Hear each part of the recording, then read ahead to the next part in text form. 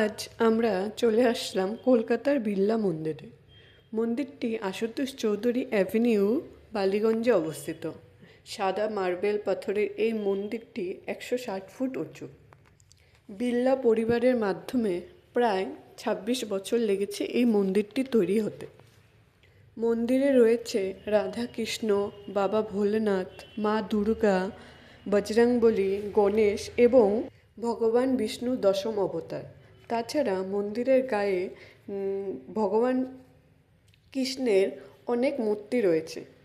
সকাল 5:30 থেকে 11টা এবং বিকেল 4:30 থেকে 9টা পর্যন্ত এই মন্দির খোলা থাকে।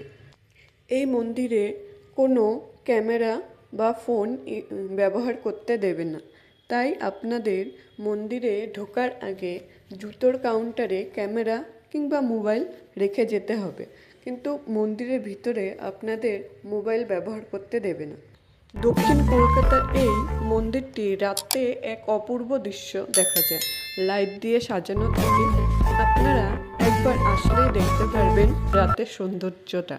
আপনারা একবার এসে দেখে যান কলকাতার বালিগঞ্জের এই বিড়লা মন্দির।